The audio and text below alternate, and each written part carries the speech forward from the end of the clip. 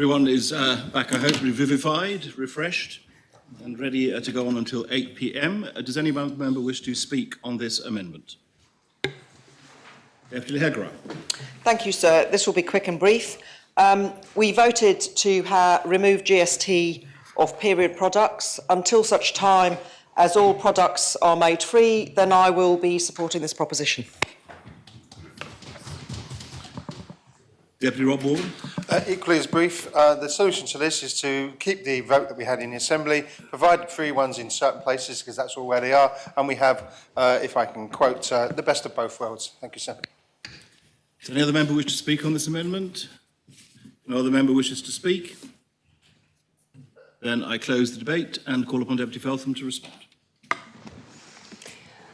Thank you, sir, and thank you to all members that have spoken. I will try and keep this brief. I appreciate the hour. The Chief Minister, when she spoke, said that she felt that the Council of Ministers had acted in the right and proper way. They may have done in respect of meeting the requirements of standing orders. However, have they met the expectations of other states' members that voted when the original proposition was approved? She also said that when she took the proposition forward, she thought that the measure was simple, and now she thinks that the other alternative is simpler and more effective. I suggest that maybe then the Chief Minister do her research a bit better when she brings forward other propositions in the future. And I also ask what information becomes available to ministers when they enter Broad Street that isn't made available to backbenchers. She said that it would make a difference. I ask, a difference to who? Again, as I said in my opening speech, we have no information about what makes what is proposed in the government plan better for the people that need the products. Seemingly, the only people that this makes it better for is the officers that might have to implement the deduction of GST. What I think is important to note is that this amendment is about the government bringing back a proper rescindment proposition that is accompanied with a full report, facts and figures so that this Assembly can make a democratic decision based on its thoughts at the time of what is best for the people. Deputy Taddier is correct. Nothing has changed between the original debate and now. I looked back at Hansard before bringing this amendment, and the then Minister for Social Security was quite clear about her intention to bring forward free products. Deputy Gardiner said, trust us. What I say back to Deputy Gardiner and other ministers is respect us, respect this Assembly and our decisions, and bring back a fully thought through rescindment proposition. Deputy Scott, when she made her clarification, not in her speech, referred to what would happen if this was rejected. She mentioned that it would be cutting red tape. I asked her to consider how she would feel if the same happened with one of her propositions that she brings forward that gets adopted within this year, and if it is then rescinded within a paragraph of the government plan. Would she see it then as cutting red tape? Deputies Dublé and Jeune talked about their problems with this particular issue. I think the thing that I would say back to both of those deputies is that we have no guarantee, because of the lack of information provided to us, that the amount specified in the budget will be enough to meet the policy expectations that you have. And I encourage all members to support this amendment. Sir, I ask for the appel. That is called for. I invite members to return to their seats.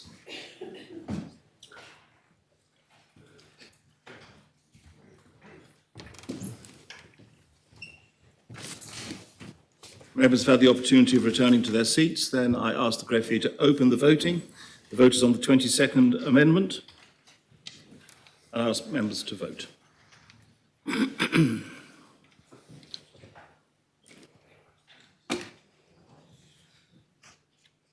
If members have had the opportunity of casting their votes, then I ask the greffier to close the voting.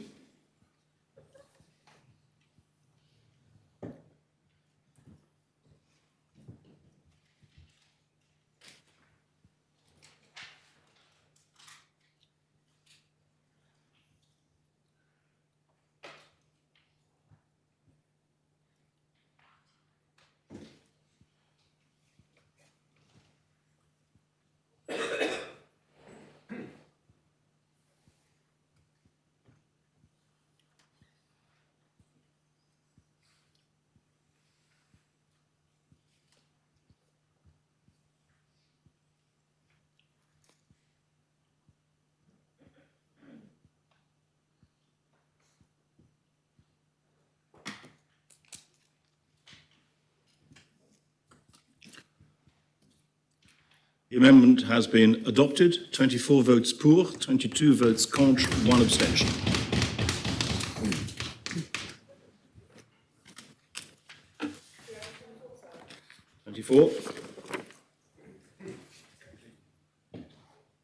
Those voting for,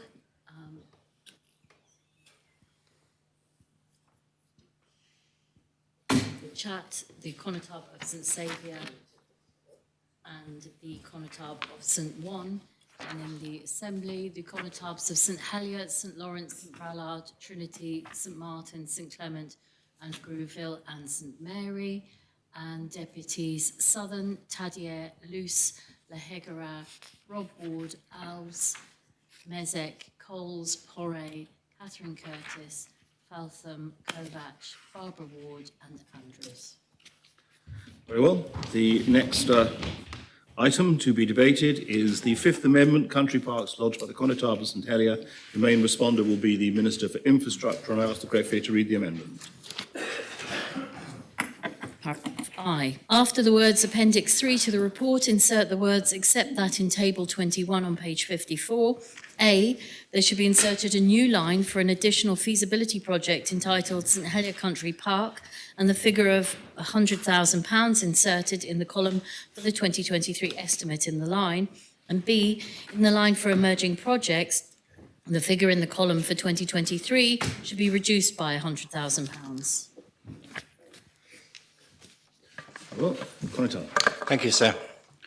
If I could just finish the conversation we were having, sir, before we got here about what is effectively a rescindment because it's not in the government plan. And as I said, the problem isn't so much the 3 signatures, coincidentally the same number you need for a vote of no confidence, but it's the lack of a proper report. What I had from the Council of Ministers was a late report. In fact, I went online because I hadn't had any comments from the Council of Ministers, and I was thinking I should email one of their officers to say, well, what do they think about this amendment? And it pinged into the system, the comments pinged in as I was doing that. And I think that is very poor indeed to get such a late and such a terse set of comments. How can a backbencher prepare a debate on so little information? And I go back to something I said earlier today when we were debating the urban renewal funding and Amendment 24. And in the report from the Council of Ministers, we had the quotation, substantial progress has already been made in developing a successful collaborative approach with the parish of St Helier. Well, I'm not seeing that here, sir. And if Deputy Binno was offended, as he said he was, by my asking which parish of St Helier are we talking about, is there another one? Well, this is why. I went to see the Chief Minister twice after my election. I met with her and her Chief Officer, and I made it clear to her, to them, that this was an important provision of the Island Plan, which was an important commitment in my own manifesto, and I've been elected on that manifesto with the largest mandate of any member in the Assembly. And yet we get no response from the Council of Ministers. So I hope members will excuse me for being somewhat vexed by this. The comments that we've received are perfunctory. Just 3 short paragraphs that blatantly disregard the decisions made by the states in the Bridging Island Plan P36, Amendment 31, in respect of the creation of a St Helier Country Park at Warwick Farm. These plans were proposed by the Minister for Environment in the Island Plan, successfully amended by me and supported by the Planning Inspector. An amendment to remove the project from the Island Plan by Deputy Kirsten Morrell was defeated. Now, the Chief Minister states in an introduction to the government plan that the results of the general election were a vote for change. Well, the accuracy of this, I think, in respect of another recent decision by the States Assembly, the Our Hospital project, is hardly conclusive when one examines the manifestos of individual candidates. But what is incontrovertible is the commitment I made in my manifesto, and I quote, to progress the plans for a new country park to provide more recreation opportunities for parishioners, end quote. So as I say, I got my copy of the government plan. I expected to see some reference to this in it. I got my copy of the ministerial priorities. I looked in vain for any reference to green space. In fact, the only reference to increasing green space in the priority list of the relevant minister is to work on the expansion of Coronation Park in St Lawrence. So I tabled my amendment, reminding the States Assembly and the Council of Ministers in particular of the decisions the Assembly has already taken in respect of the country park, especially the need to allow the current leaseholder at Warwick Farm to find an alternative site on the expiry of their lease. And I've always accepted that that lease needs to be honoured. As is clear from the Hansard of the debates, I've continually emphasised my respect for the agricultural activities being carried out on the site and the need for the government as landlord to facilitate the process of relocation. In fact, when I debated this in March this year, I used the phrase, which is absolutely true, that my tongue was hanging out. My mouth was open in amazement. And that sense of being impressed by the business, and I'm not just saying this to try and make them feel better, I was really impressed. And when I went back in June, before the election, because they reached out to people standing for election in St Helier, I was even more impressed. It's a fantastic thing they're doing. And in fact, I asked that project be included in the parish's submission for an award by the Royal Horticultural Society, Britain in Bloom. And I'm just going to quote briefly from the speech I made in, excuse me, sir, there's too much paperwork here. I feel a bit like the former deputy of St Mary. Oh. Sorry, I'm not being very specific there.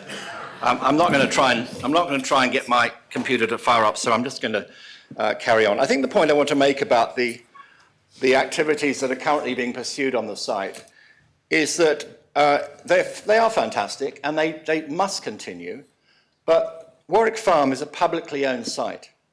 And is it right that that site is allocated to a private business when it could be used for the benefit of perhaps 50,000 islanders as a country park? It seems to me that that is not a good use of public land. So I'm now going to turn back, because this is not just the subject of one island plan. This has actually been approved in 2. This was approved in 2011 when I put the amendment down that more or less the same wording as in March this year. I put the same wording down about the need for the park. And in setting out that in the report accompanying my amendment, which is P48 of 2011, I apologise for taking members back 11 years, but that's what has to happen. And I said this: the states cannot have it both ways. If St Helier is expected to take the majority of the 4,000 new homes proposed for the island in the next decade, the capital must be provided with the open space that its residents, workers and visitors need. La Colette 2 reclamation site was originally promised to provide a significant area of open space, but no longer. The waterfront, of course, and I'm speaking 10 years ago, is now earmarked for a new financial quarter, leisure uses and residential accommodation, rather than the generous open space which was envisaged at first. I remember the late former Senator Dick Shenton talking about how marvellous the waterfront would be if it was just grassed over. St Helier, sir, needs more open space, not less. The Millennium Town Park should be the first of several new parks to be created this century.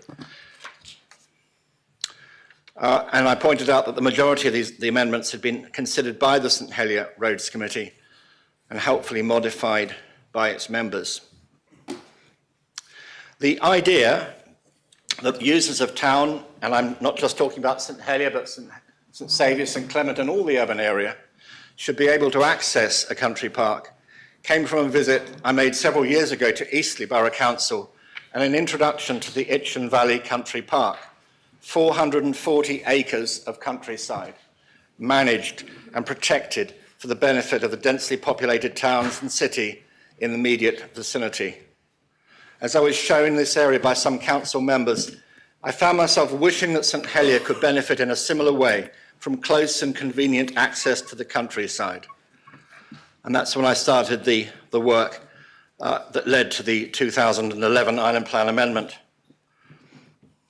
Thanks to the work of the National Trust, I went on in my report, there are already a number of dons to the north of the town, especially along Valley de Vaux, in itself a natural gateway to the countryside. But in spite of the Green Lane network in this part of the parish and a few woodland footpaths, there is still very little access to the countryside. This amendment, if adopted, would allow a consultation process with landowners to begin that might lead to a greater degree of access to the countryside, albeit properly managed and controlled, and the kind of safe off-road circular routes that have been created in rural and coastal areas of the island. And the obvious example of that, of course, is Lake Curragh Country Park, which, of course, serves the residents of the western parishes so well. When the debate happened, the late Senator Cohen, who was the Minister of Planning, said succinctly, "I am supportive of all the Constable's amendments." And he repeated his support for the scheme later on. And I have to contrast that, it may be that the current Environment Minister is going to support the proposal for the country park, but certainly one of his predecessors did very, very much. So that was back in 2011. Not much happened. Very little happened, actually. It was the fate that befalls many states' decisions. So I brought it back in the form of P36 in March this year. And I referred to P48 and asked members to go back to that and to have a look at it. And I said this in March: Warwick Farm and the countryside, wooded valleys and lanes around it remains the key opportunity site for a country park to serve the capital and provide amenity space for all manner of activities, including camping, nature study, forest schools, horse riding, mountain biking, pétanque. The list goes on and on. I believe that the new island plan should fire the starting gun for the delivery of this vital addition to the island's amenity space, especially given the government's commitment to putting children first and the repeated assurances that St Helier's future is not to be compromised by the lack of significant access to a large area of green space envisaged in my proposal. And because of the fact that we had child impact assessment required of us for the Bridging Island Plan, I provided one. The St Helier Country Park, if achieved, will provide improved access to the countryside and enjoyment of nature study and physical exercise for thousands of young people living in the urban areas of St Helier, St Saviour and St Clement in particular, who currently have less access to such facilities than young people living in the less developed parts of the island especially in the west, which is well served by the Lacre Country Park. That, as I say, was approved, although there was an amendment from Deputy Morell to remove it from the island plan that was defeated. Members want to know how they voted. I can remind them. It was approved by 33 votes to 9. Deputy Gardiner voted against Deputy Morell's amendment and supported the proposition. Deputy Gorst and then Deputy Kevin Lewis supported the proposition both in 2011 and in March this year. And I hope they're going to be consistent and support it today. Deputy Lehegarat supported it, Deputy Aye supported it. In fact, the only St Helier who voted against their constable in March of this year lost his seat in the election. I'm not going to embarrass him by naming him. So we come now, we come up to date to my proposition, my amendment to the government plan, and the comments on it, which one member, when he read them, described to me as insulting. And in this, I basically summarize how we got to where we are. I make the point, and some members, no mention has been made yet of the money requested, but we are required, if we bring forward a project, to provide for how that is going to be funded. And that's why there is an allocation here of £100,000, but it wouldn't be my intention to use a penny of it unless it was necessary. I assume that some work will be required on the land ownership. Some money will probably be spent on finding a good home for the current tenant. And if, as the proposition asks, we extend from Warwick Farm into the surrounding areas to provide a bigger country park that meets up with Fern Valley on one side and Vallée de Vaux on the other, then we will need funding to advance those property purchases or those agreements with landowners to try to get the footpath access. So there is a need for some funding, but as I say, it would not be my intention that the feasibility group or the feasibility work would need to spend very much of it.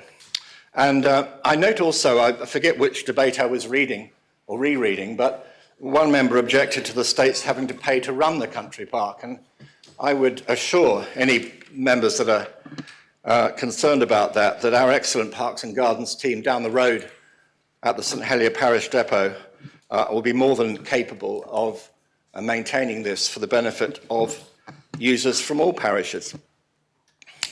In a way, I've perhaps made a mistake here by even setting out the reasons for this proposition, because it has already been accepted, as I say, in the island plan. The island plan provides for a feasibility study to be in the government plan.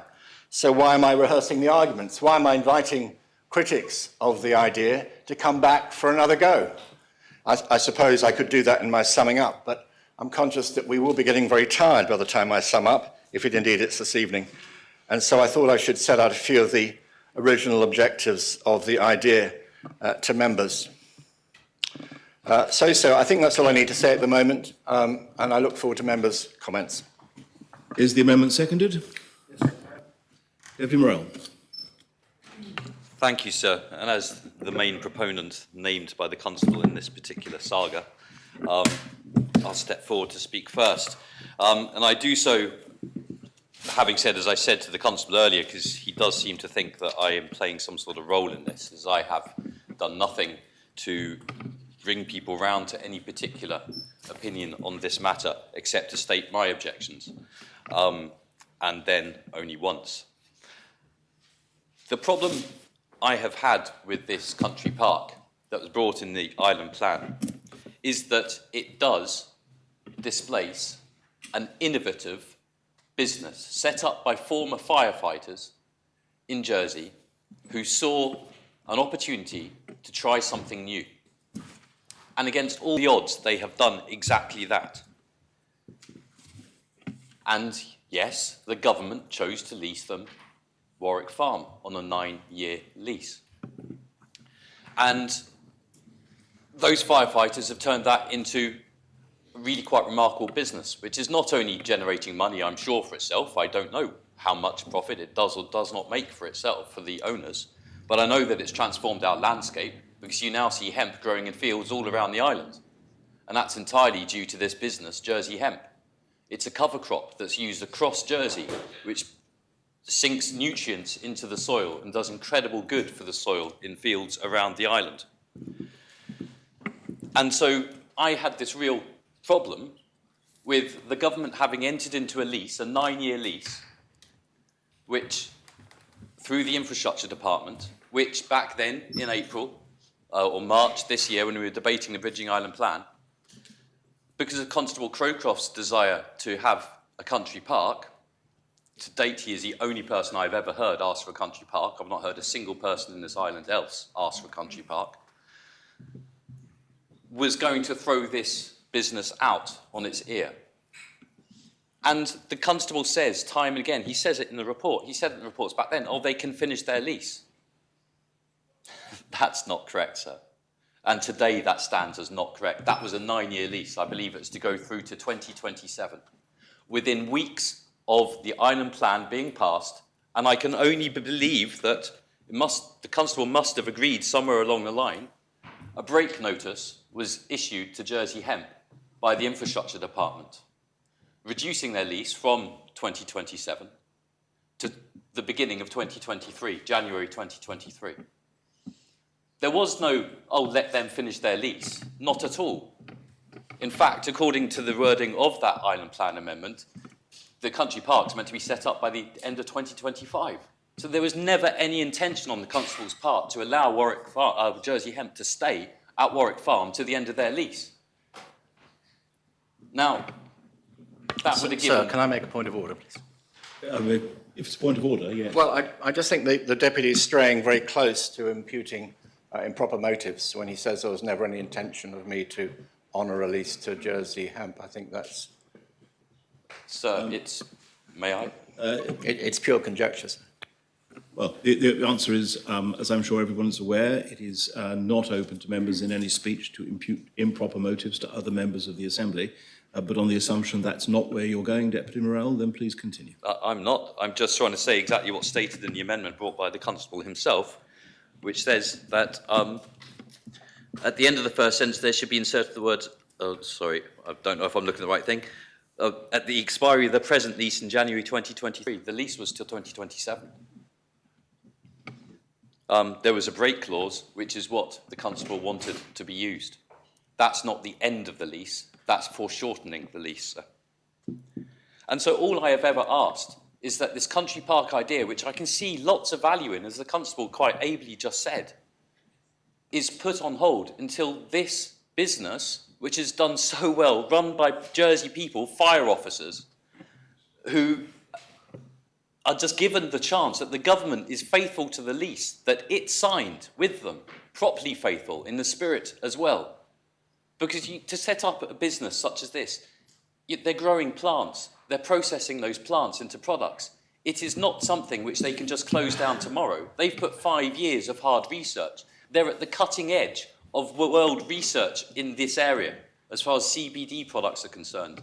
And that's another thing. Do not confuse this with medicinal cannabis. This is not the same thing. This is hemp. And they are using CBD, which is a non-psychoactive element of that hemp, to put in cosmetic products. They're trying to create building products from it in hempcrete. Entirely innovative, at the forefront of world research. And all I'm asking, and all I've ever asked, is that we let them finish their lease till 2027, and then you can start looking at the country park. That gives them plenty of time to try and find new premises. Now, the infrastructure department, within weeks of the island plan debate, as I've said, jumped forward, broke the lease, and basically said, Jersey Hemp, you have to be out at the beginning of January 2023. That would be 3 weeks from now. Now, thankfully, due to some pressure, they have now said we'll extend that to the end of 2023. It takes an enormous amount of time to find farm-sized premises in Jersey, I can promise you now. It's not like just finding a little rental office somewhere. They need longer, and that's all I am asking for, is that this business is given that the government honours what it set out with this business, because otherwise, why would anyone in Jersey ever try to innovate, ever try to take the risk upon themselves, ever again?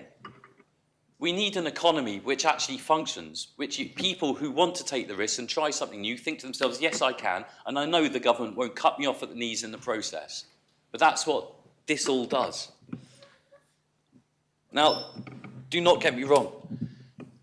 In my mind, I don't think that us not inserting the words money to this project board in this government plan, I don't believe is a problem as far as that amendment to the Bridging Island plan is concerned. Because there's not necessarily any need for money in the project board. That can be staffed in other ways. It doesn't have to be funded financially. So I don't believe that there is, in that sense, anything by not including the words Country Park, Warwick Farm in the government plan. I don't believe that means that we are going against the Bridging Island plan in the slightest. And that's why I personally object to this amendment, because I think we need to do what is right. We need to make sure that business can find new premises, and it will take potentially years to find those premises.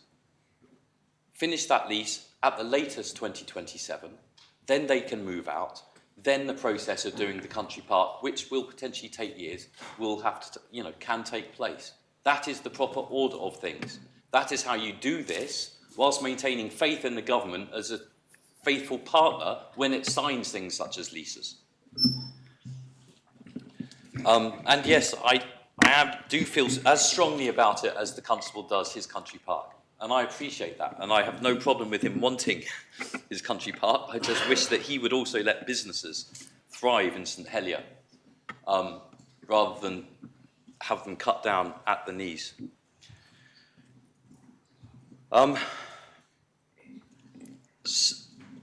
So I do apologise. I would just, the other bit I wanted to say is there have already, because of this, been direct impacts on the economy and particularly that business. So we know, and I know this not just from the principals at Jersey Hemp, but I know it through people who work closely with them and know everything that goes on in that business. Foreign direct investment into Jersey, millions of pounds worth of it, has already been stopped because of this country park amendment and the uncertainty Jersey Hemp has over the lease. What happened in March has already cost this island millions of pounds in investment. That's absolutely a fact. And it shows how decisions made here in this way and then carried out in a way without thinking about the real world consequences have very real world consequences. All members, I believe, received an email from members of Jersey Hemp, and it says that they says, as it stands, we are proactively seeking alternatives and attempting to find a suitable site for our operations, but we have been unable to do so. We have external investors who had planned to invest significant sums into the business, but are now unwilling to do so, whilst we have uncertainty about our tenure. This is all in a fairly bleak outlook for a business that was strongly encouraged by both government and its agencies due to its environmental qualities and a model which seems to meet all of the credentials that were sought for modern enterprise in Jersey. It is no understatement that if the current uncertainty were to continue, the business may need to cease trading, and obviously we know what would happen there. So, sir, all I ask in rejecting the Constable's amendment here, it is not to stop the country park, it's just to do this in the proper order and let the proper order take its place so that business can survive and succeed, and then the country park can happen and flourish afterwards, sir. Thank you. Deputy Scott. Thank you, sir. I'm going to move away from the area of saving people's livelihoods at Christmas altogether and just come back to this business about what's in the Island Plan, because what's in the Bridging Island Plan right now is a reference to the 2018 Common Strategic Policy that also was approved by the states at the time, which is one of the problems generally with the Bridging Island Plan. It's already out of date in some ways in terms of the actual policies, the overarching policies that inform it. So I don't blame the Constable for just seeing where the States Assembly is in terms of the general position on the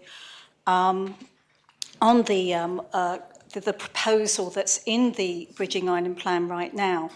But I might also point out that there is a proposal, a proposed site for the hospital too, on which the Assembly's already shifted. But I will also mention about the value of proposals as opposed to policies in the Island Plan. It's something I'm sure the Minister for Environment is going to perhaps have a word about, but basically they are just proposals. I've come across this in my role as the chairman of the St Brelade's Bay Association. You can point and say there's a proposal that says we'll have this, and planning will come back to you and say it's only a proposal. That doesn't mean it's all up to the Minister for Environment about whether he's going to go ahead with it, because he's the Minister for the Environment. But, you know, on the basis, and I will stress that the Island Plan, because there is this reference in the Bridging Island Plan to the 2018 Common Strategic Policy, 2018, that I would point out to the Minister for Environment that when he talks about not perhaps proceeding with a full island plan, that's one thing he might like to bear in account. But basically, with Warwick Farm itself, it had an actual purpose, and that was to help farmers. That was, and I know that at least one member, as you know, I'm actually chairman of the Economics and the International Affairs panel, not actually speaking for them, but I'm aware that at least one member wants to support new entrants of farming, and finding new farming land is difficult, and this is government land that actually has a value there. And by supporting farming, we should be able to support everyone. Thank you, sir. Very much. Deputy Mezek. Thank you, sir. The one thing that I agree with Deputy Morell on is that I think the way that this debate is conducted is certainly not helpful for the current tenant of that site, who I would hope most of us would agree is a good business doing good work for Jersey, its products and its employees. And they deserve better than this, and they deserve to have a government and wider States Assembly that will treat them with respect and do what it can to help that business thrive. And so I think that what's been particularly unhelpful with this amendment is the way that it has been misrepresented as if it is some form of eviction notice to that tenant, when it is not. It is simply the allocation of funds so that a feasibility study may take place, and that feasibility study will work out what's feasible. And in working out what's feasible, I would certainly hope that they would take into account the position of the sitting tenant, its needs, and how that relationship can be managed to provide the maximum benefit to the people and the economy of Jersey. So I'm very disappointed, and in fact I'm outraged that the comments that have been lodged by the Council of Ministers are toned in the way they are, because they don't seek to make what would be a legitimate argument, which is to say we disagree with the amount of money the Constable is proposing, we disagree with the pot of money it's coming from. They are framing it like it's an eviction notice to the tenant when it's not. And I think that's out of order. I think it shows discourtesy to the Constable of St Helier by not offering him a proper argument against his amendment. The fact of the matter is that through 2 island plans, it has been decided that that site will be the location for a St Helier country park. That is the current position. If that is to change, then a rescindment of that Bridging Island Plan decision ought to be brought forward, or an alternative site provided for it. That would be how you would go about avoiding some of the issues that Deputy Morell raised.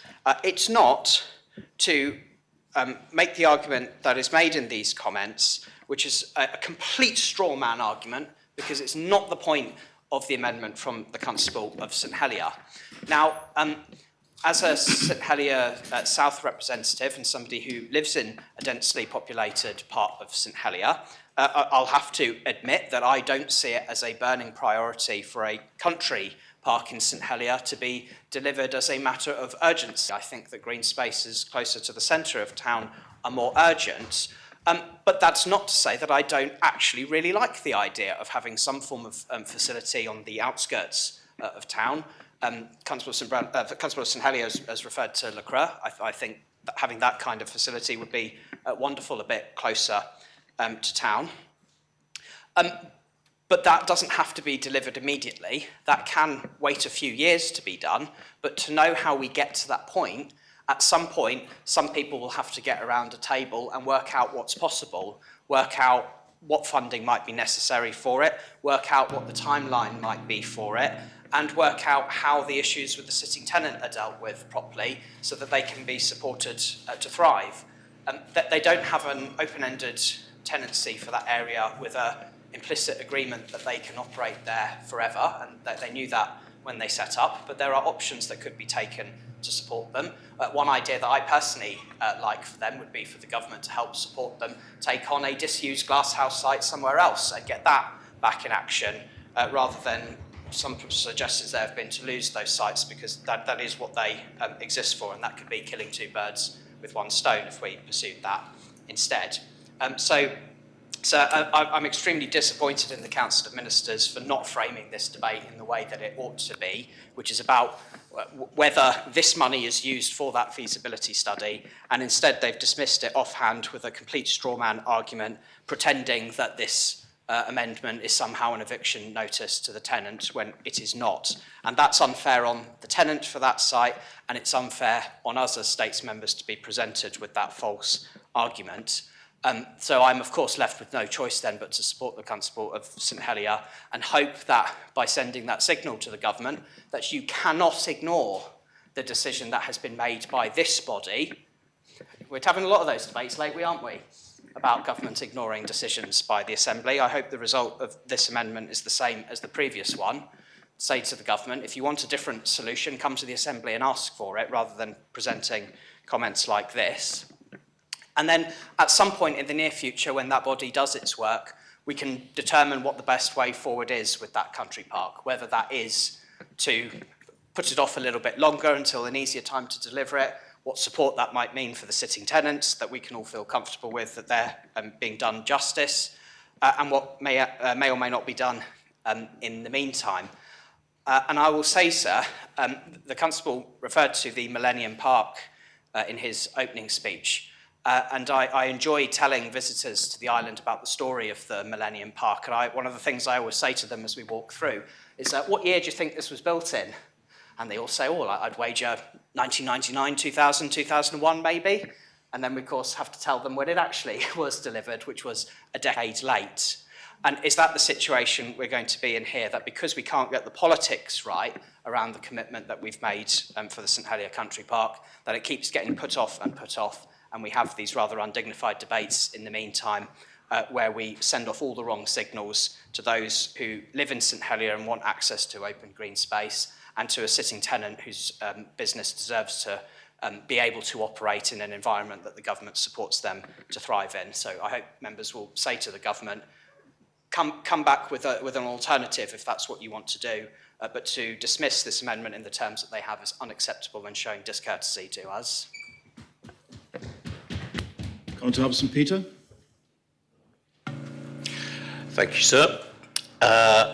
Actually, I agree with quite a lot that Senator Mezek said, but there's Deputy Mezek. Deputy Mezek, sorry, promoted you again. Sorry, sir. But there will be a but at some point. I agree, it's not an eviction notice. I also agree with your comment quite strongly that there potentially are other sites in the island. What I don't agree with is making this a priority in this way. By bringing this proposition, we're saying we want to do this feasibility study now. We're sending the wrong message to the sitting tenants. We're creating uncertainty. Uncertainty will lead to lack of investments. If you're a business today, and you are faced with the fact that you will have to leave a large block of agricultural land in a year. You simply cannot move that business in that space of time. So why make this a priority against other projects? There are numerous other projects that will create green spaces. And I think it is totally wrong to do this. In effect, to ask for £100,000 to be allocated to a specific feasibility study for this project. No. What we're saying there is we're trying to kickstart the project. We're going to create a lot of uncertainty, and that business could close. And what I will say is that I voted in the island plan to rezone that area for a park. What I realised within weeks when I was shown other facts was that I had made a mistake, because that business is of very significant value to our economy and could, if we promote it, could create even more jobs and more wealth for the island. And I think that our biggest priority is to sit down with the sitting tenants and give them certainty and say, you're here till 2027. And in the meantime, we're going to search out those premises that you need. Or we say, we made a mistake in the island plan. We rescind that decision and we look for another area for the park.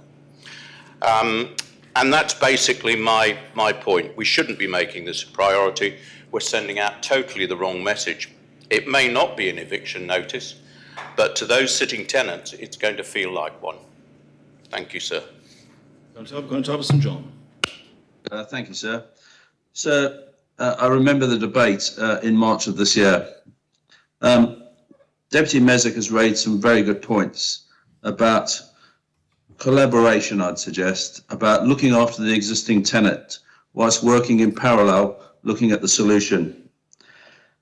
We should be able to extend the lease to the end of 2026, which I think was the original date. But we should also be able to start work to look at what can be done and whether or not we could open part of the lower park before the end of the lease. I'm not sure where the £100,000 comes from, and I'll come back to that shortly. So in March, I spoke in favour of the country park during the Bridging Island plan. And as a frequent user of Le Creux, Val de la Mar and Queen's Valley, I see the benefits of additional green leisure space. In the Bridging Island plan, we passed 2 fields at Zion for building much needed affordable homes. An additional 60 houses will be at Zion, and I'm sure the existing residents of Zion and the new residents would benefit just as St Helier residents would from having a country park just to the south of them. So in terms of the £100,000, that's the bit that gives me the problem. And I think I heard the constable say that he didn't think as much of that was needed. So I'd ask him in his summing up to clarify how much he thinks is needed, if anything, in 2023 to start the feasibility. Thank you, sir.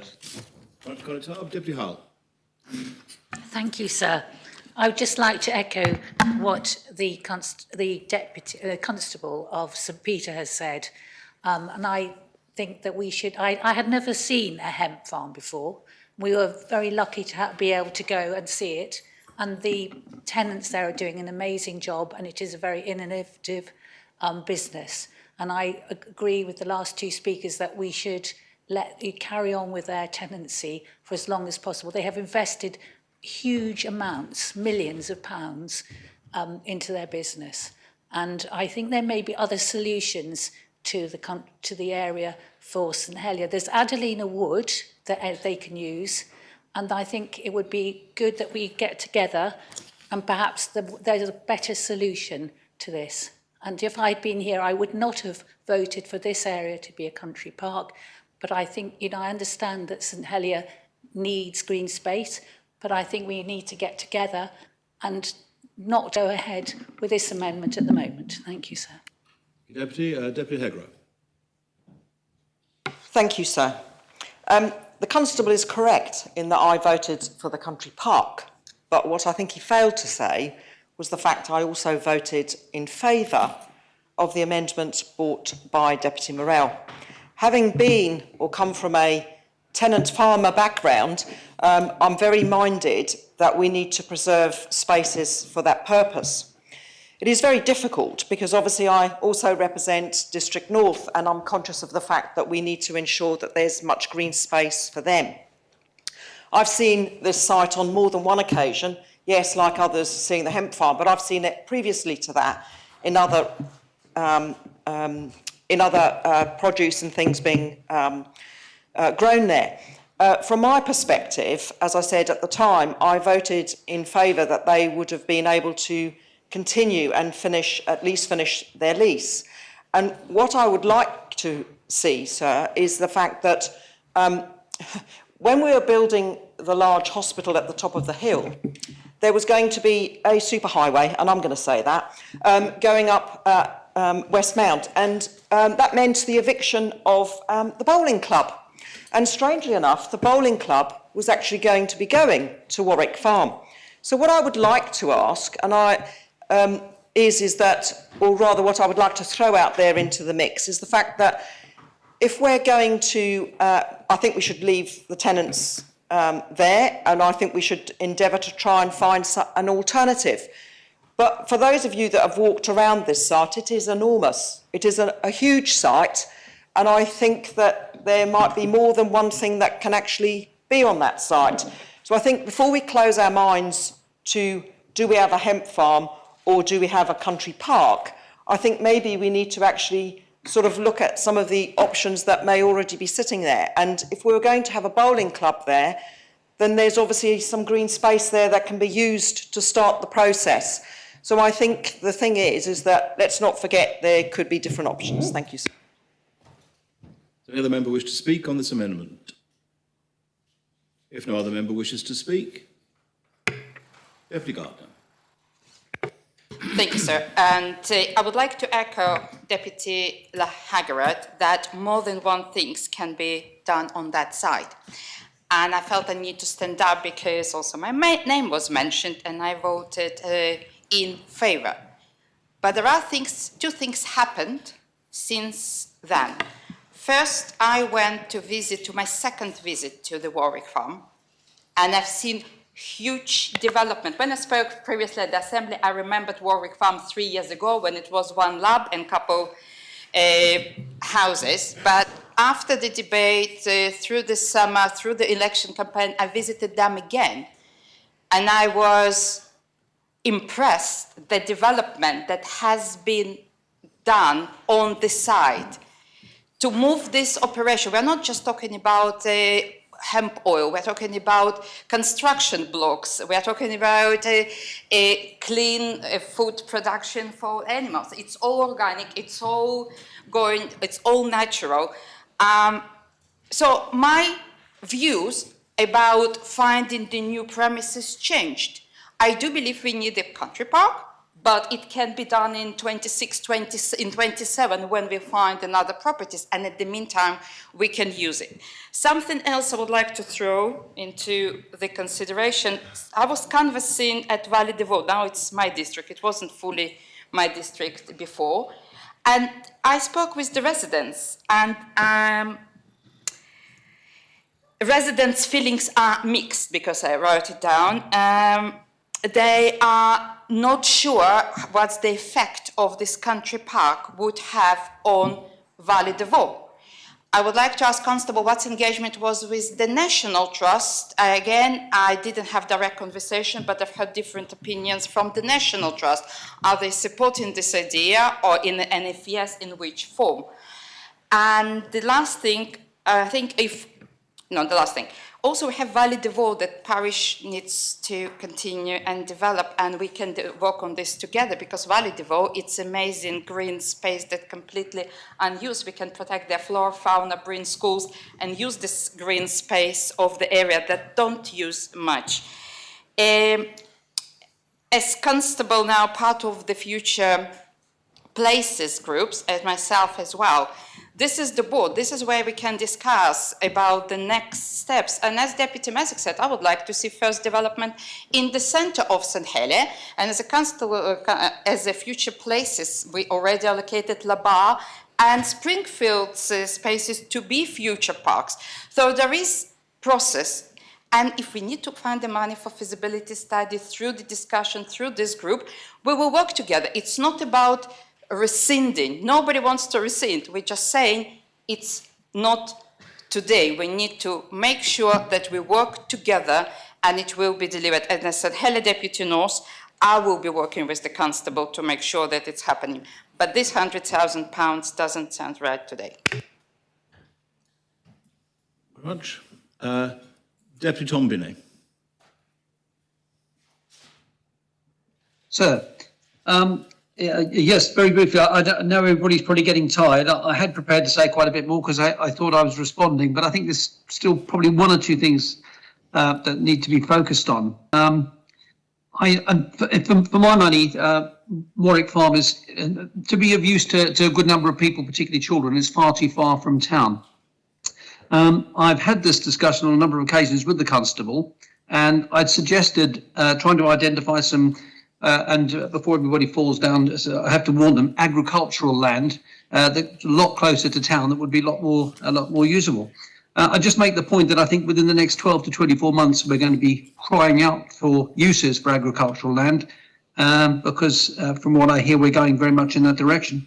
It just seems to me to make an awful lot more sense to identify some land, try and negotiate with the owners and put a park together. And you can do this straight away. You can put a park together much, much closer to St Helier, which would be of much more use. That'll give plenty of time to find new premises for the existing tenant at Warwick Farm, who I agree is doing a fantastic job. And it allows for that site to be used for something a lot more valuable going forward. And having been to the site and seen there's some beautiful mature trees in the middle, you could have a sort of pocket park and really make a nice environment up in that neck of the woods as well. But I think it's much, much more sensible, rather than spending £100,000 now on something that isn't in the right place. I just think it's the wrong time and the wrong thing to be doing. We can focus much closer to town, move much quicker and get a much, much better product. So for that reason, I'm afraid, with some regret, I can't support the constable, sir. You, Deputy Feltham. Thank you, sir. I would just like to draw the Assembly's attention to the wording of the actual amendment, which is calling for an additional feasibility project. And that project is entitled St Helier Country Park. It doesn't, in the wording of the amendment, specifically refer to the location of that park.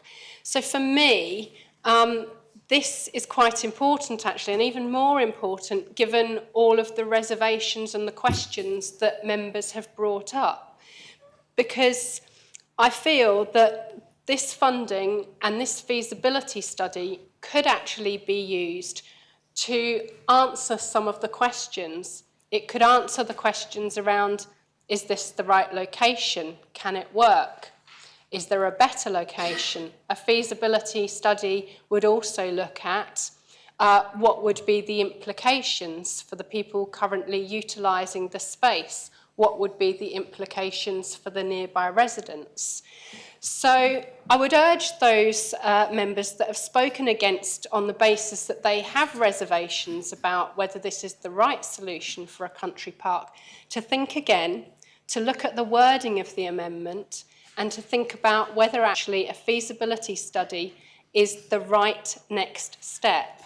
I think it's the right next step. If a feasibility study then comes up and says, this is the incorrect location, people don't want it, there's a better place, then we can work on that. But we're then working on that and planning a project in full knowledge. So I will be supporting this amendment. Does any other member wish to speak on the amendment? Chief Minister. Thank you, sir. If I could just cast members' minds back to the common strategic policies and our commitment to creating a community where everyone can thrive. The population of St Helier, sir, generally is centred around the centre of town. And we all made commitments in that CSP to improve the surroundings and the experience of living in St Helier. So it's for that reason that we've been really pleased to have the much respected Constable as a member of our Future Places group. And with him, we have discussed very much how we can improve the centre of St Helier, and in particular, how we can deliver green spaces that St Helier residents can enjoy, that will see an improvement in the surroundings within which they live, and also give them easy access to those green spaces where they can rest, get some fresh air, and simply be or play. So it is our view that that those parks, and with the we thought the agreement of the Constable was the right way to go and the right way to direct our efforts in the initial stages, because there is so much improvement needed in St Helier for those 30,000 people, and particularly for those children. And I can remind members that if you go and speak to the teachers at Springfield School, they'll tell you how little access their pupils have to open spaces when they go home.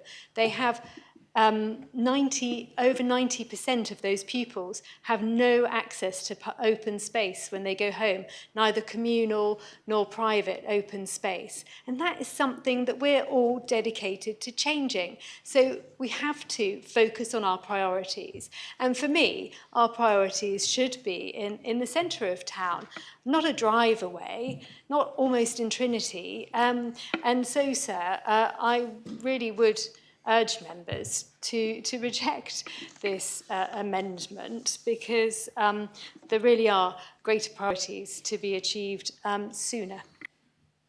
Right, Chief Minister, Deputy Renouf. So yes, I'm rising. I'm afraid to perhaps disappoint people. A couple of people have expressed an interest in hearing my view on this. I'm afraid I'm very wary of commenting in this debate. And in particular, I don't wish to comment on the merits or otherwise of the country park.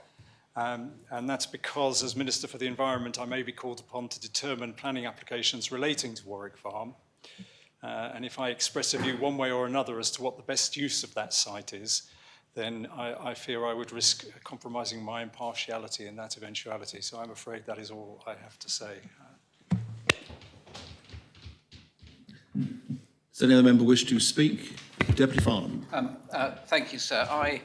I'm not sure any or many members will have more support for the hemp and cannabis industry than I can, sir, given the work we did at economic development over the past few years. And my support for Jersey Hemp and what they're doing is in line with Deputy Morell's, sir, in terms of supporting that business and other businesses like that we might see appearing in the years ahead.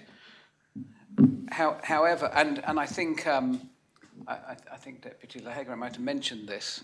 I was next door at the time, but I think I heard it, that actually the break clause in the lease was exercised due to the hospital project and the fact that the bowling club, if the new road to Overdale was to be built, the bowling club was going to be relocated to Warwick Farm. And I think that was at the heart of the break clause being exercised by the infrastructure department. But I want to support the Constable of St Helier, but I want absolute assurance that the Jersey Hemp's lease will not be shortened in any way, shape or form. They'll be allowed to see their lease out and given all the support they can to relocate. I think as was made, as I think they understood at the beginning of the lease, it wasn't going to be a forever long-term lease. It was to get them going and they'd have time to relocate. So we shouldn't shorten that. And I understand the break clause was triggered. So I'm not sure if any minister or the constable knows, so whether they are working to a lease that is due to expire. And if so, surely the government can change that and reinstate it. Whatever the decision today, they can reinstate the clause so that Jersey Hemp have the security of their 9-year lease, so they can continue to invest and plan for the business. So if any ministers know that. I'm sorry I didn't speak before the infrastructure minister. He probably knows that. But as far as I know, so if a break clause was triggered, then that can be reversed by the government, and Jersey Hemp can be allowed to see their lease through, and we can get on with doing a proper feasibility study for what I think could be a very useful piece of environment through a country park. So thank you. Does another member wish to speak? If no other member wishes to speak, then I close the debate and call upon the Connétable St Helier to respond. Thank you, sir. I'm just going to pick up on Deputy Farnham's query at the end, because I'm really pleased he's raised this. The lease enjoyed by the current tenants was taken out in 2017 and expires in January 2026. And it's unfortunate that and I should have spotted it, but the island plan date is 2025. So the year's difference. I will certainly give my undertaking, as I did in March when we had the same debate more or less, that it is not my intention to see anyone, particularly such a successful operation, suffer from a broken lease. And Deputy Farnham is quite right. The reason the lease was shortened was because, and he was part of the process, it was decided to knock down Jersey Bowling Club, and they had to find somewhere else to put it. And that's why the infrastructure minister of the day had to shorten the lease to make sure that the bowling club would have somewhere to go. And there's no conspiracy here. In his opening speech, Deputy Morell suggested that there was something nefarious going on. I mean, it's clearly practical and pragmatic that the government wanted to make sure that the bowling club had somewhere to go to.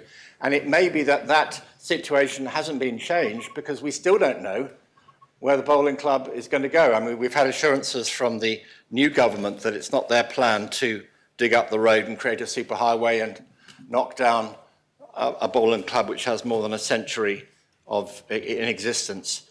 But that's my hunch. But I'm sure we can resolve this matter fairly quickly by asking infrastructure to look into the lease of Jersey Hemp and give them their full 9 years.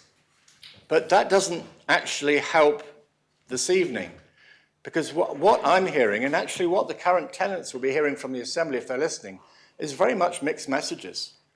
We're hearing from some members that this is the wrong place to have a country park. We just heard from the Chief Minister that they're going to do all these lovely green spaces in the town centre, because she doesn't get the difference between a town park, town centre green space, and a country park. If people haven't been to Les Creux and seen what's on offer there, well, perhaps they don't get the difference. So to say that children need to better leave their school, leave their home, and go and play in a nearby park is absolutely true. But actually, on the weekend, they want to take advantage of their free bus pass from Deputy Ward, get on the bus, there's a bus stop at Warwick Farm, go up to Warwick Farm and use a zip wire. Are we being told there's going to be a zip wire if they turn Springfield into a park? Is there going to be horse riding if they manage to get these other sites they're talking about? I don't think so. A country park is a completely different experience for a child than a town park. And there's been a real confusion, I think, in the debate about that, trying to say, actually, this government is the champion of amenity space for St Helier, while voting down the creation of a country park that's been on the books for 2 island plans. And the word Orwellian comes to mind sometimes when I'm in this assembly.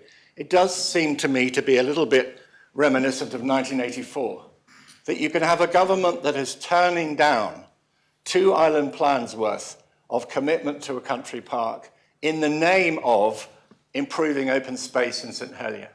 That is worthy of Squealer in Animal Farm. That's worthy of the Ministry of Truth in 1984. So I don't buy it. And I was disappointed that Deputy Morell, he started by saying it's the Constable of St Helier's big scheme. Nobody else, he says, wants it. Well, just to remind Deputy Morell, I've been elected by the largest mandate in the island, and it's in my manifesto. So excuse me for saying that I think I have some backing for this project. And I've actually had numerous emails and letters from people, including people who don't live in St Helier, who get it. They've been to country parks in Europe, in the UK, and they know the kind of activities that their children can enjoy. And of course, if it was really a matter of the lease that's bothering the Council of Ministers, they could have amended my amendment. They could have said, upon expiry of the original lease. But they didn't do that, probably because most of them don't want it to stop. They want to renew the lease, because it is actually going to run out in January 2026. That gives us 3 years to plan for the country park, if the Council of Ministers really wants a country park for St Helier. Some of them seem to think we could buy up agricultural fields on the way into town and put one there. Well, pardon me for thinking that is cloud cuckoo land. It's not going to happen.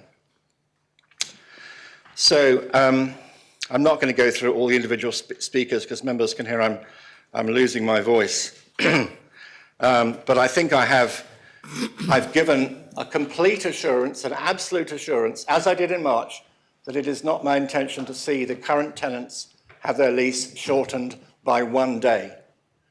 But what I do want to do is to get started on the feasibility work that's going to take 3 years. And also I want to help them find somewhere else. It may be that somewhere else comes up faster than the end of their lease, in which case I'm sure we'll do all we can to help.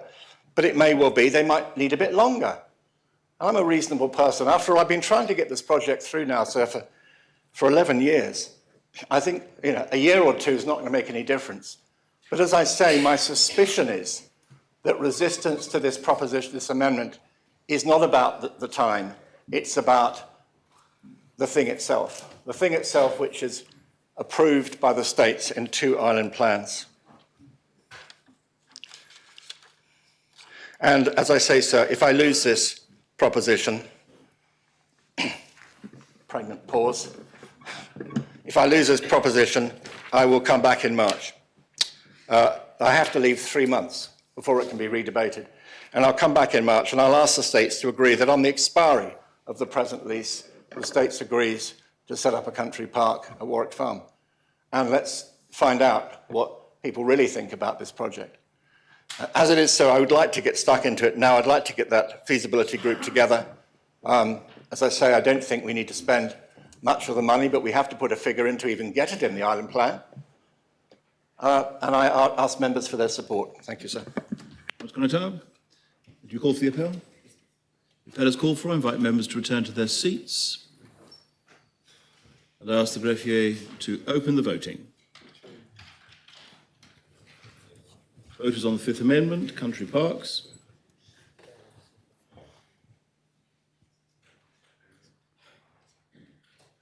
If members have had the opportunity of casting their votes,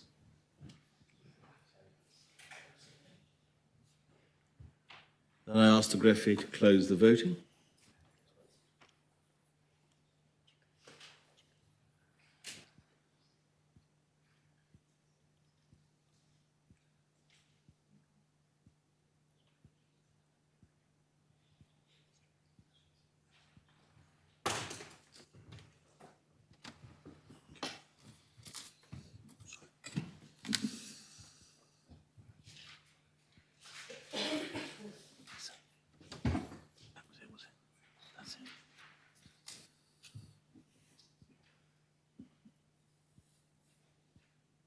The amendment has been defeated. 20 votes pour, 25 votes contre, no abstentions.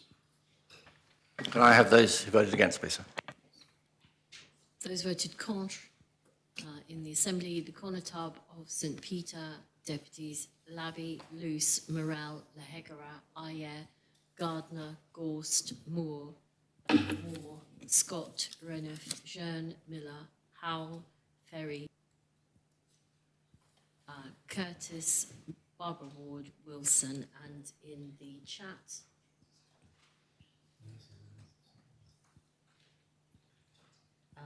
Deputies Miles, Stevenson, Tom Binet, Balash, the Conatub of St Juan, and Deputy Rose Binet. Well, the next amendment listed in the running order is P97. I beg your pardon, is the Seventh Amendment, which is the St Helier Conseil Municipal, lodged by the Connétable St Helier, and the main respondent will be the Chief Minister. Connétable. So I had a very useful conversation with the Chief Minister yesterday in which she indicated she would support this matter if I brought it as a standalone proposition in the new year, which I'm quite happy to do if it shortens our time here today. So are you indicating you're going to withdraw your amendment? Yeah, unless I misunderstood the Chief Minister, I'm very happy to withdraw it.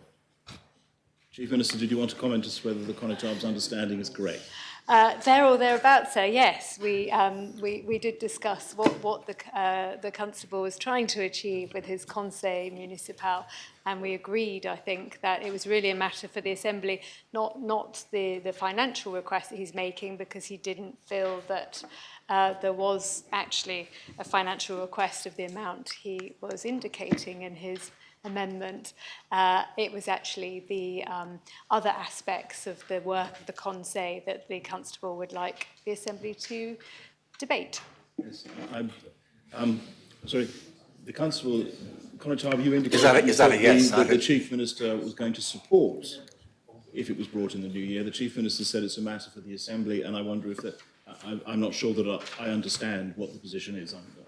Apologies if I had, sorry, Constable. If I had missed out that fine point, then I do support the creation of the Conseil as the Constable wishes. Very well, Connétable, do you withdraw your... Yes, please, sir. Very well, the amendment is withdrawn.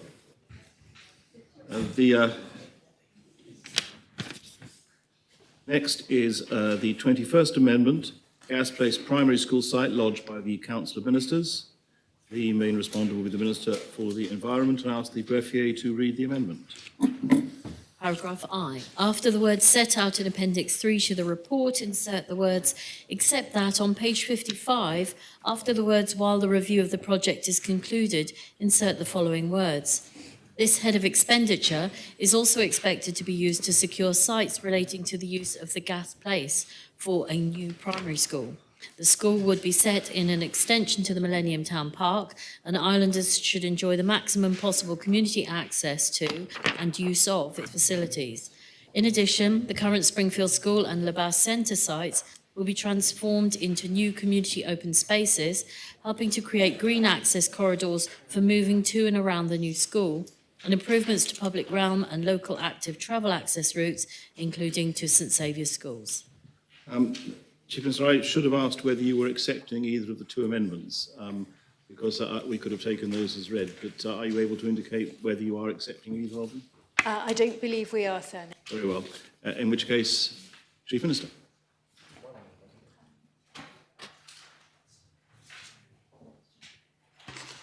Thank you, sir.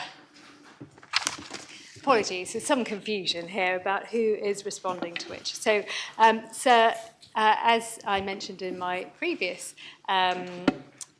speech, the Common Strategic Policy committed to modernising school facilities, particularly in St Helier. It makes a firm commitment to create schools that are hubs within our communities, hosting multiple services for children and their families, and making the best use of education facilities for the whole community.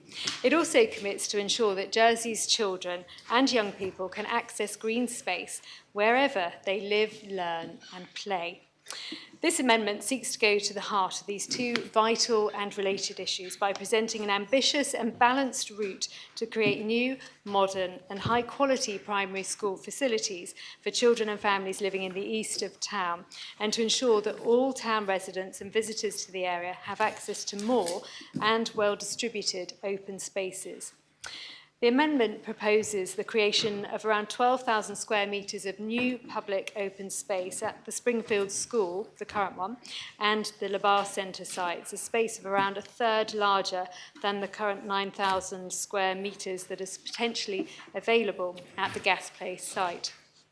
Work to date has concluded that 2 new primary schools are needed in order to meet these requirements, with the current number of forms of entry retained following any building programme. There are currently 14 forms of entry across 8 town schools. The town primary school review report published by the Minister for Children and Education on the 20th of October this year sets out the findings of a wide-ranging site assessment process which was undertaken by Jersey Property Holdings and supports the approach taken in this amendment. The site assessment concluded that there were no private sites of sufficient size or appropriate location within St Helier. This amendment supports the position in the Bridging Island plan as proposed by Deputy Ward that a school should be built on Gas Place if no alternative suitable site can be found.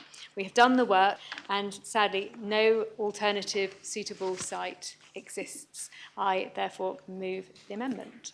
The amendment seconded? Very well. There are 2 amendments to this amendment. The first amendment is lodged by Deputy Coles, and I ask the greffier to read that amendment to the amendment. For the words, this head of expenditure is also expected to be used to secure sites relating to the use of the Gas Place for a new primary school. The school would be set in an extension to the Millennium Town Park.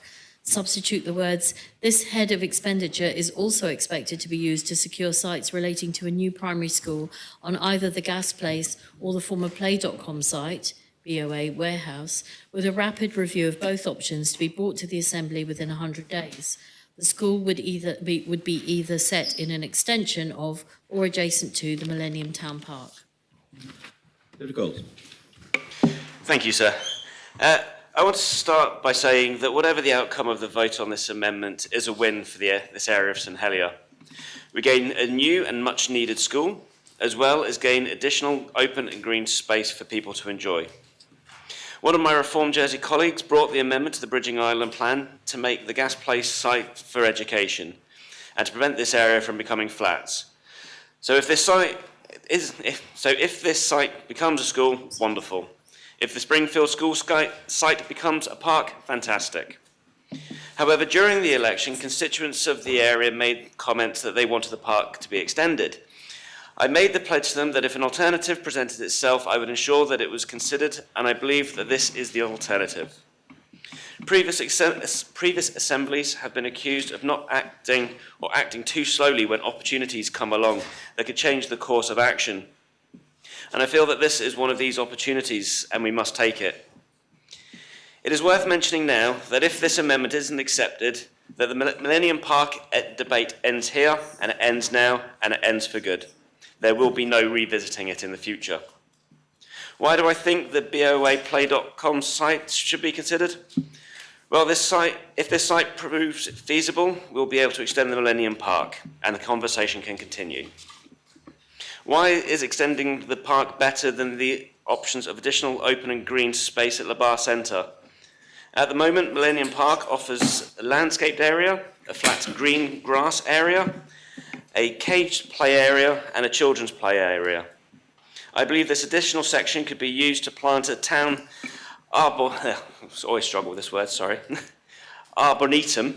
bringing more trees into St Helier and offering educational opportunities for people to learn about certain species and native species of trees and create a pocket woodland. I have concerns about the sites as a school, as the use of the green space both school and with the proposed use of the green space for both the school and the general public. There are safeguarding issues to be considered. With the Planning Committee recently rejecting an application for JCG and JCP for a field due to be turned for educational purposes, due to the right of public access. They said that they would have to have gates that were locked to prevent dog walkers and the like from using the field outside of school hours, as the authorities from the school identified health and safety issues, and that a gate would also have to be unlocked to allow students to walk in before and out after school, and then being locked again outside of the school day. A commonly used unofficial footpath, which the parish of St Saviour's wants to make a formal footpath, would have to be blocked off because of safeguarding issues. So how will the new green space be allowed to be shared in such a way as the government is suggesting? It doesn't sound like it can. We're also talking about a school that will be exposed on all four sides. Unless a large fence or a wall is erected around the whole perimeter, there will always be safeguarding issues. I would mention the apartments that I acknowledge have planning permission, but question whether they would have passed Deputy Alex Curtis's keen eye, as they only just meet the minimum standards. With most of the two-bedroom apartments designed around the maximum occupancy of 3 people. It was questioned around the Kensington Place development whether these are the kinds of homes that we want to be providing. And I question that the homes planned for the Play.com site. Maybe something better can come back for the Labar site as a compromise. I'm wary of the time and the fact we are late on the Thursday evening, and so I will leave that there and look forward to everybody's comments. Well, is the amendment seconded? Yes, sir. Just before the debate starts, could I just in the interest of transparency, declare a slight interest in this, in that I am a tenant who rents my home right on the next to the boundary of the Play.com warehouse site. Obviously, I don't own that property, and so that's not entirely relevant. And there'll be disruption next door either way as this goes, but I just wanted that on record that I do live right in that area. Thank you, Deputy. Obviously, it doesn't require you to take any steps. Deputy Wall. Thank you, sir. Sir, I recognise that in my manifesto, I said that Millennium Park had to be extended, no ifs, no buts. Thousands of people live in this area. I'm pleased to see Reform been reading my manifesto. Thousands of people live in this area with no green space. They deserve better. I haven't changed my mind. I still believe that town residents need green space, but I also now recognise that the issues are significantly more complex. The good news is that with this government, what this government is proposing is to have more green space, a new school, and desperately needed housing, as recognised by Deputy Coles. Prior to the election, Deputy Ward responded to my manifesto, and I paraphrase, warning that I consider the reality of the needs of all St Helier residents, I think he tweeted me. He said that his amendment recognised the desperate need for primary school and extension to the park. It's nice to get a tweet back in response. I agree. So why is there a need for an amendment when we agree on so much? Why is there a need to delay these plans that will deliver what we all want?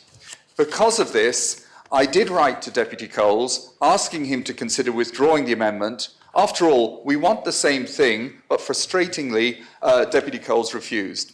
So what is the purpose of delaying for a further 100 days? This government wants to get things done. We have already done the work that Deputy Coles wants us to do. The Future Places Ministerial Group reviewed the possibility of a school on the Play.com site, as well as several other locations. We scoured town. However, considered all the options, I can say with confidence that I was swayed by the argument for a school on the Gasplace site. I've seen some really imaginative plans for exciting new schools in urban areas, and I will be paying a lot of attention to the design of this new school. This amendment does not acknowledge the island's need for homes. We are in a housing crisis. Deputy Coles will know that his party has already rejected all of the proposed rezoned greenfields in the Bridging Island plan, and I agree with the principle that we should make the best use of our already built environment. That's why I brought forward an action plan on vacant homes. That's why we're looking at the Airbnb regulation. Thank you to Deputy Renouf. That's why we're looking at proposals for rent-a-room scheme. That's why the Northern Quarter site is so key to helping us deliver the 4,000 new homes that the island requires by 2025. I visited the Northern Quarter site myself last week, meeting the developers and Andium Homes, and they stressed to me the importance of getting on with the job, of building more homes for our islanders. Halting the Northern Quarter development at the former Play.com site will have a huge impact on our construction industry. The last thing we want to happen is for developers to lose confidence in working alongside a government that is seen to continually change its mind. Now is not the time to take jobs away from islanders, nor is it right that we risk financial compensation by interrupting an existing commercial contract. The government has learned from what happened at Kensington Place, where a housing development was stopped so that the site could be made available for the new hospital. It's a case of once bitten, twice shy. Although that decision was justified because there were no other nearby sites available, we would not be in a hurry to do it again. This time, we already have an ideal site. Gas Place delivers a school, extra park space, and affordable housing. Under our amendment, we recognise the need for green space in the north of town. That is why we are proposing that Springfield School and Labar Centre become parks. As a result, we will deliver 12,000 square metres of green space as opposed to 9,000 square metres by extending the current park. As I've said, I did want to extend Millennium Park for our town community, but delaying something we already all want is surely inappropriate, given the competing needs of our community and the limited space available. I've concluded that what the government is offering is the best solution for our town residents, for our children, and for our island as a whole. I urge the Assembly to reject this amendment to avoid further delay. Deputy Rob Ward. Thank you, sir. It's nice to follow the Minister. I'm glad he's reading my tweets. I don't tweet that often because it's a toxic place. But anyway, and I'm glad that the Minister changed his mind when he read our manifesto.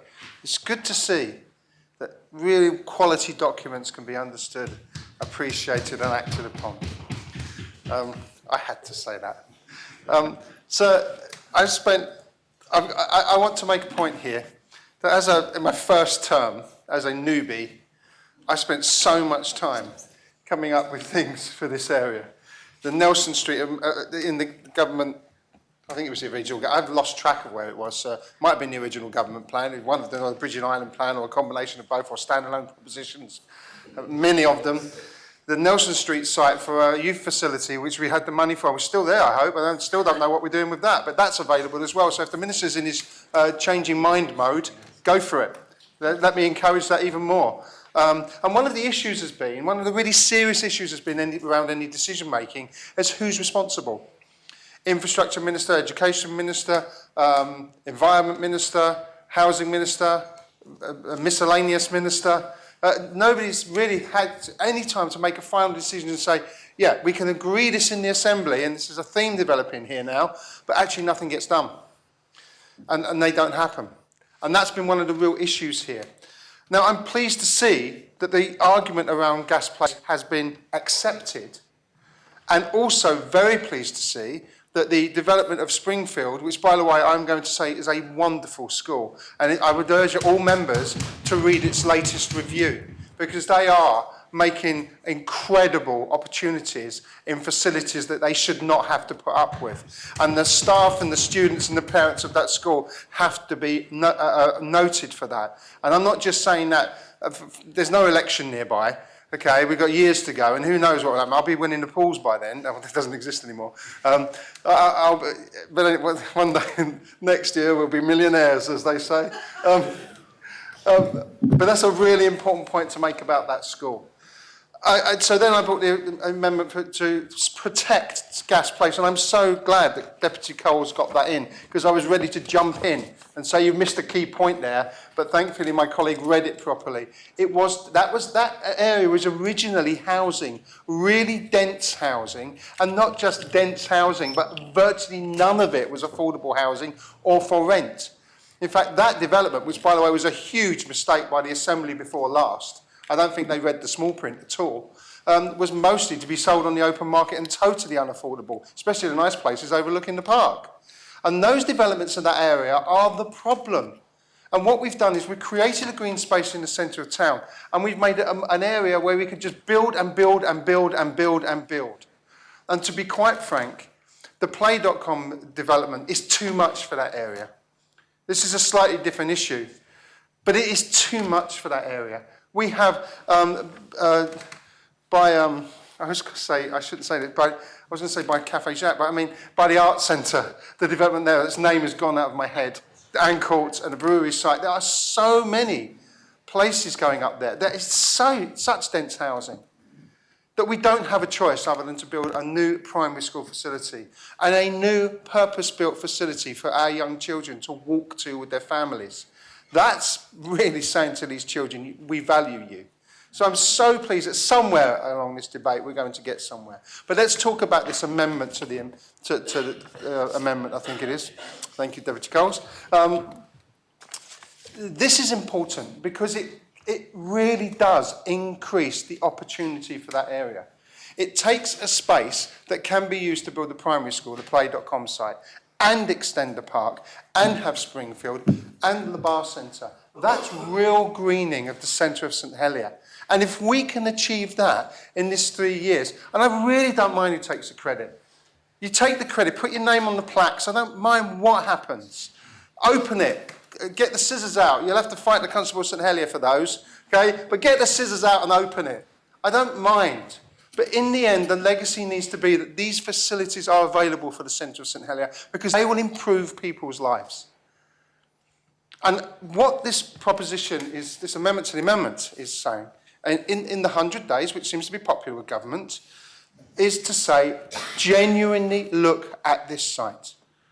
Don't go with preconceptions, but look, step back. In the spirit of consensus and working with the deputies in that area and the ability to change your mind, which is lovely, which is an important thing, sir, let's take a look at it. And I do not believe it will slow anything down. We have not seen, we as deputies have not seen the plans. We've not seen the outcome of what's planned there. Nobody has come to talk to us and said, this is what will happen. We haven't seen, for example, assurances about the contamination on the land in that area, which we need to know about before a school is built there. Because what could happen is that that land actually could not be suitable for a school. It could be cleared for an open green site, and then we'll be looking somewhere else. And without the consideration of the Play.com site, we could lose that opportunity. And let me give you an example where that happened. The youth facility in the north of town, the Cellar building, the opportunity was lost. And now it's flat because it wasn't taken at the time. There was a window of opportunity to look at it carefully and really consider it as the place to be. And it was not taken and it was lost. And all we're saying to government and Council of Ministers is, please just take that opportunity now. Carry on with your work with Gas Place. Carry on with looking at it. Carry on with producing the plans. Carry on with doing whatever you want to do with the other things. Who's signing this off? And that's a question I must ask. Who is the final sign-off? Is it the Infrastructure Minister? I believe it is the Infrastructure Minister. And so let's genuinely consider that site. Because the cost, I think we have to take on the cost, whatever it is, because the investment in that area is needed for our children. We need another site for another school. I would suggest the end of the IFC site that isn't being used, which is really the centre of town, although there's a lot of traffic nearby, so I'm not so sure about that. But I cannot think of another site by the new waterfront development where you're desperately going to need some schools for children. Otherwise, you're going to have transport across town, people driving back to their houses and then walking to work again, which is going to create absolute mayhem in the way that we do things. So it needs some real planning. But there are opportunities there. So I stood on a manifesto knocking on the houses that are next to the park to say to them, I don't think we're going to extend the park, we're going to build a school there and turn it into Springfield into a park. Being ready, stepping back a little bit from the front door, thinking, well, here you go, this is the manifesto we stood on. And the reception was wonderful, whether we agreed or not, because we had that dialogue. And when we got into the in-depth dialogue about what was actually needed for the area, people were open-minded, intelligent, and thought this through. And we could have that political dialogue, the sort of thing that we desperately need with people, with constituents. Now, I think that that dialogue extended to talking about the Play.com is exactly the same sort of thing that needs to happen now. And that's why in that 100 days, it's an opportunity to go and knock on the doors, go and talk to people and say, okay, is this another opportunity to extend the park in the way that you wanted to, but build that school there. And this is an opportunity before we lose it. And that's the desperation in my voice. We've seen it before. I mentioned the youth facility. That's happened elsewhere. There was plans at the brewery site for a youth facility. I don't know what's happened to them, but that's another opportunity that's going out the window. More opportunities going because decisions aren't being made or joined up thinking isn't happening. And I guarantee, ministers, that if you do this and you come back to us and you talk to us, all of the, how many deputies we've got in that area? I've lost count, there's so many. We've got so many, but there you go. That we will sit down with you and we will reason through with you. And if that is the correct answer, we will say to you, fair enough, you can't use it. Go on with Gaspace, all power to your elbow, we will be behind you. But as Deputy Cole said, we have to take the opportunity to look at it because that's the discussions we had on the doorstep as well. Now, I regret that we haven't done that before. I regret that there were some rather large buildings there that I don't know why they're there, but I think we could do other things with, but there you go. And I regret that there has not been the consultation in that area over the last 4 years with the deputies and the representatives nearby. We know people there because we're there all the time to actually go through it. And I hope that the approach from the Council of Ministers to this is going to be both conciliatory, thoughtful, and considerate of this as an idea. I know we're getting to the end of the day, and I'm sorry about going on a little bit, but this is something that I've spent 4 years on now. And so if I spend 11 minutes on it, I apologise. But it's, you know, we've got to get somewhere, and we mustn't miss these opportunities. Just don't miss the opportunities. That's the last thing I want to say, apart from, well, you mentioned Kensington Place. You made your mind up on that before. The bar centre perhaps even could be the replacement. I don't know. We'll have to look at that.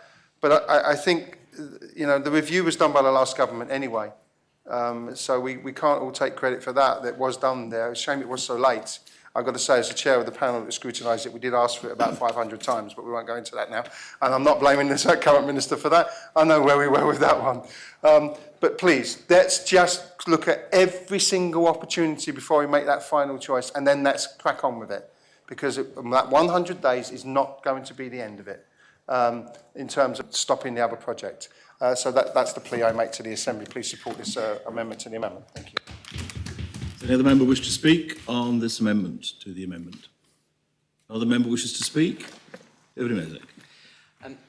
Thank you, sir. I'll start with these sets of points and hopefully get a bit more positive in my remarks as we go along.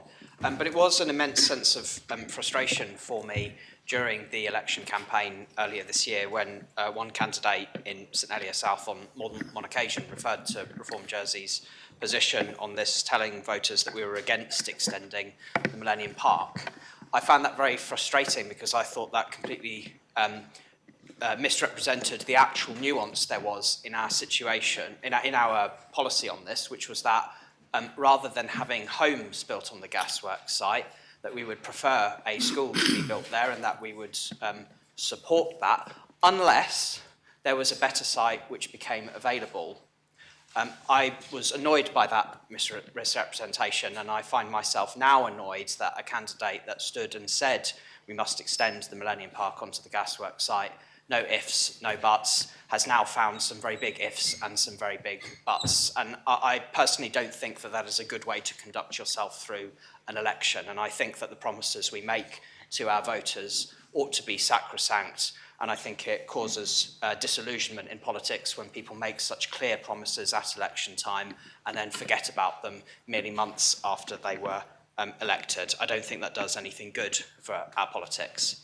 But I will hold my hands up, sir, and say that through that election campaign and for a brief period of time after that, I had absolutely no idea whatsoever that Andiam Homes were considering taking on part of the Play.com warehouse site. I simply had no idea of that at that point.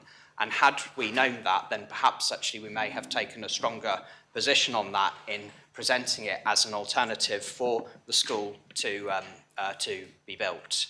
And that, I think, would have provided greater clarity there. It is not the case that the wider Assembly and the representatives of St Helier, remember we're meant to have an inclusive and collaborative government now, has not presented to me as a St Helier resident and representative, nor those who represent St Helier South and Central, which cover this area, any kind of clear evidence that that site isn't suitable for a school to be built on, when I believe it very well may be suitable. And that's why Deputy Coles proposes 100 days to come back and demonstrate what that could look like, what comparison can be made there, and for us to make a more informed choice on this.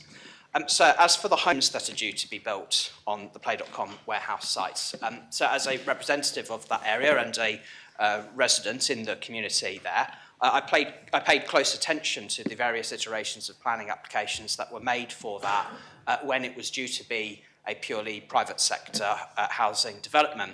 And I remember with anger seeing, after a planning application had been accepted for that site, an application to alter that planning permission was made when Andium Homes came forward as the new owner of the gasworks site with a proposal, instead of building homes on the whole site, to build homes on some of the site and extended parkland on the rest of it, that the proposed developers for the Play.com warehouse site came forward and said, there's going to be more green space in this part of town, therefore we can cram some more flats in that tight area behind the Grand Marché. And I was angry with that because I saw it as cramming more and more homes in that space and using as justification for it the public investment that was being made in the site nearby. And I'm disappointed that the planning committee of the day went, yes, fine, that's absolutely okay. But now, sir, we're looking at a situation where it may well be the case that that gasworks site gets used for a new school, and I think objectively that's not a bad thing by any stretch, but it does disrupt what were the proposals from Andium to extend the parkland on that site. Are we going to go back on the planning application amendment that was made for the Play.com warehouse site and say, actually, no, you've lost your justification for that density of flats there? The answer to that, of course, is no. And it does stick in the teeth a bit, sir, to be told by members of the government about the disruption this may cause and the breakdown of relationships it may cause with developers for us to take the rug from under their carpet like that. I have two words to the proponents of that argument, and I bet he knows what words those are going to be. Those words are Kensington Place, because that's exactly what has been done there. It's okay to do it to completely disrupt the hospital programme, but when it comes to providing the best possible living conditions for people in the most densely populated part of town, a completely different standard of argument applies there. I find that extremely disappointing. So, as for the other proposed areas for green space in that area, I have severe reservations about the Labar site being used for that kind of purpose. I think that, and I say that as somebody who walks past that site all the time, it is not a particularly great site in terms of the sizes of the pavements, the fact it's right along the ring road, and that site does actually slope.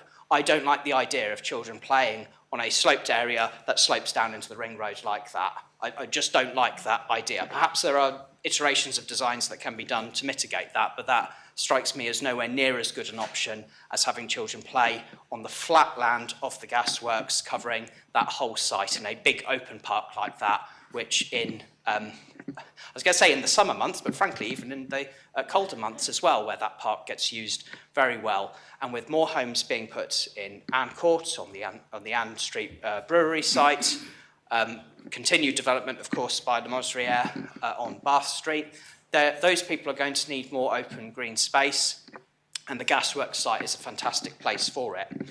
The case, I think, for a new school is surely made. If we can provide modern, up-to-date facilities for children to learn in around there, we will be, compared to what they have at Springfield School at the moment, I totally agree with what Deputy Ward said about the amazing work they do there in facilities that frankly are not good enough for them. But if we can provide extra school places in that new Springfield School, you will have more children who will be able to walk to school in the mornings and whose parents, if they're walking them to that area, will then be able to walk on to work, rather than what sometimes happens for many families now, which is they live in town but they can't get in the nearest schools because of the schools being full. So they drive their children out of town to schools outside of town and then drive back home to park and then walk to work in town. So I'm actually aware of one person who lives in the catchment area for Springfield School who couldn't get her daughter a place in that school. The nearest place she could get was Doverne. So every morning she drives past 3 schools to get her daughter into the school closest to, that she's able to.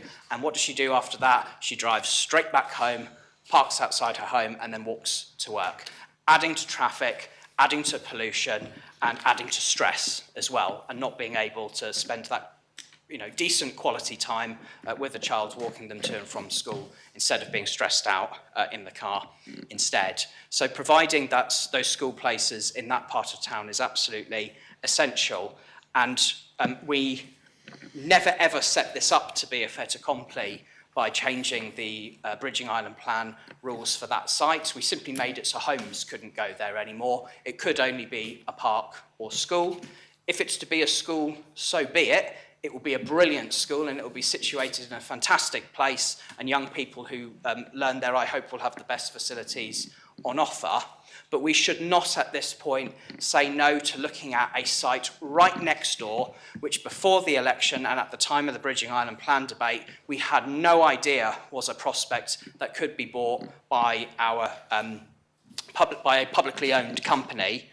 To now say, actually, now that we're aware of that site as a potential prospect, let's give it a second look. Let's see if it can provide enough space for a decent school, which will be situated right next to the park, and there's all sorts of public infrastructure improvements that can be made to connect those areas up so children have got safe spaces to play in and access right next to this wonderful big extended park for them, to hold back on some of the increased density in that area with the application that's been approved for the Play.com warehouse site, which really is cramming. It's not an application that Andean put in with all of their social beneficial considerations that they normally make. It was essentially a greedy private sector application in there, which they somehow got permission to amend to cram even more in on the basis of more green space that we find out actually might not be going ahead at all. So we're about to potentially make a big mistake in ruling that out. So let's give the government 100 days. They like their 100 days. It's a good round number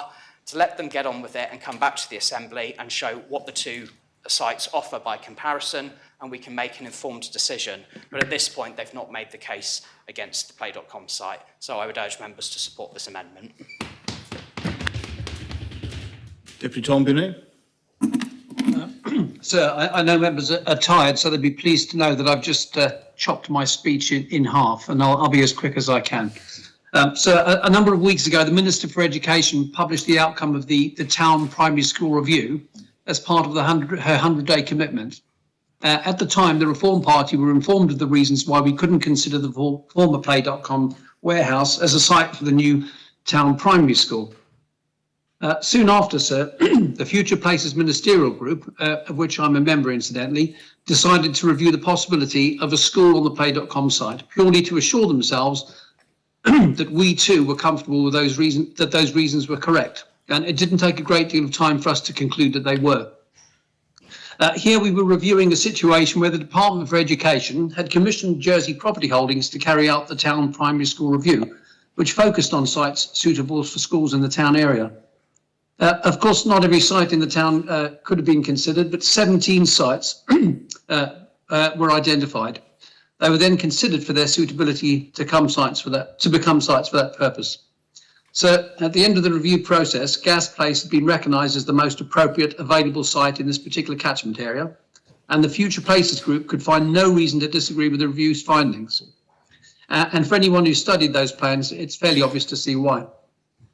The plan shows a new building standing comfortably within a relatively open space, with one side actually forming part of a beautiful, large, slightly extended park and green tree-lined corridors running either side of the two main elevations. Given that it's in the town centre, for me, it's difficult to imagine how much better it could be. This, I'm afraid, can't be said of the old play.com site, which forms the object of the proposed 100-day review. For anyone who knows the area, and I'm sure that many members know it better than me, they must surely admit that it's very compromised by comparison. It strikes me that it has none of the advantages of Gas Place. The overall area is smaller, the footprint is more awkwardly shaped, and the setting is nowhere near as pleasant. So there's been much talk in recent weeks about putting children first. I hope that members will agree with me that it's high time we put our money where our mouth is, stop the political mischief making, and get on with providing much needed first-class facilities for our children's education. So on that basis, I urge members to reject the amendment. Thank you. Thank you very much. Deputy, does any other member wish to speak on this amendment? Deputy Tadier. So I wasn't going to get involved, but I'd like to ask, I know that the previous speaker's finished talking now, but maybe one of his ministerial colleagues can explain what he means by the political mischief making. I found that quite offensive. I know if this was a debate about a school in my constituency, I would find that quite offensive. I simply note that there are 5 party colleagues who represent the centre of St Helier, and there are 3 who were elected to represent the south part of St Helier. They've got a mandate for what they seek to do in that part of town, and I know from experience that they have the utmost integrity when it comes to seeking the best interest, not just of those constituents, but for any who might be living, working, wanting to enjoy a park and be attending a school in that area. And I think comments like that, which are throwaway, albeit I think are very unfortunate, sir. Deputy Gardner. Thank you, sir. I would like to echo Deputy Mazik words. It will be brilliant school in fantastic location, and currently it is to be delivered at the Gas Place. And I would like to really urge members not to delay any further. And when it's people who were in previous assembly knew how much I was fighting for the new facilities, education facilities in St Helier. When the letter from Reform Jersey arrived, raisingplay.com, I called to Deputy Felton and I said, to be honest, it's similar location, let us check. I didn't rejected it immediately because I think, okay, Gas Place, play.com, let's see. I was open to the idea. It's not that we didn't engage and we didn't work as it was presented. We had a telephone call and I gone back and I started to ask question. Is the site is correct? Because it's like shape form compared to the all open space that you can build. It's more complicated, but we can deal with the design. I said, okay, the shape of this play.com site not correct, but we will deal with the design. We'll get on. Can it be built high? Yes. Is site in our ownership? At that time, site wasn't in our ownership, and still it's partially in our ownership. It's not in Andium ownership fully, 100%, but it's private development. If we decide, and this is where I started to say, okay, we do have public estate, we do have our LO's estate, but this particular site, it's not owned by us and not owned by any of our companies. So we are going now to interfere with the private market, and it's not 100 days, even if I'll say, yeah, maybe, how we start to, it means that any development that government would do we will start to basically speak to all private markets and we say, you got planning permission, but in any stage, government can decide to step in.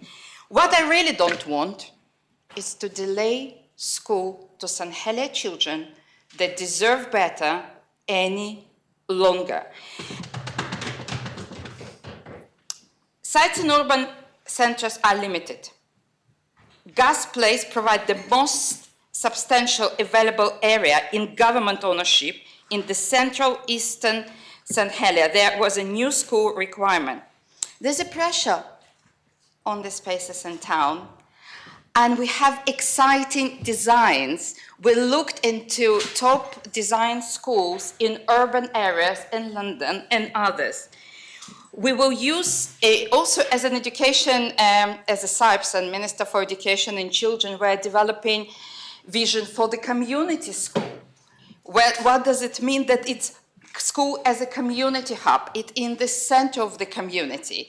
The school, if you can imagine, just imagine, you have school in the Millennium Park, but you would have a running path and cycling and walking path around whole park and the school itself, because the design allowing it. We will make sure that it doesn't feel like this is the school and this is the park. It will be incorporated, and the connection to the bus center will allow us to have a walking and cycling route from south of town through central St. Helier into St. Xavier. As Deputy Mezek mentioned correctly, there are people from central St. Helier now driving to Devon. If we will have this school, people will stop driving because we have enough people there for two-form entry. Also, I would like to invite deputies to visit Lassonde Primary. I'm not sure how many of you visited Lassonde Primary, but these children also deserve better, and it's children with special education need that will be incorporated in this school. There is a significant value to be gained for the neighboring community, and the current thinking could see a single basement level, providing a parking which would therefore not compromise space around school and could be used for outside play and learning. And I have question about contamination, and this is why I said it will be the parking. There is a possibility with the, if anything there, it's not a problem and it will not be affecting school by any means. I have checked this. The outside space around school could provide learning for early years and younger ages, and would also provide multi-purpose space to be used all year around. Upper floors will have terraced areas for learning and could include further sports areas, for example, netball court. I would like to reassure Assembly that we will use active partnership to improve both quality and affordability. And we must ensure, we all know that's competing priorities, and this is what I was pushed back previously, but here we found a solution. We have 12,000 square meters of the green space. We have needed houses that already improve in private ownership, partially, and we have a park and we have a school. I have funds, and let's get on and build. We have space. We have, the decision finally was made. We committed to create more green space, and let us deliver this. Thank you. Conor St. Saviour. Thank you, sir. I hope you can hear me. Yes. Excellent. Yes, sir. Rouge Bouillon is an excellent school, sir, very dedicated staff. But it's wonderful premises, but it's well and truly past its sell-by date. Not really healthy also to have a primary school next to the busiest roundabout on the island. So I've been involved with the Safer Routes to School ever since I've been in the States, and that's 17 years now. St. Saviour's schools were mentioned, JCG.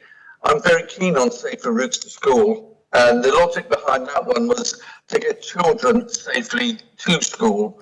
If anyone knows St. Saviour, the Laverine area is dangerous.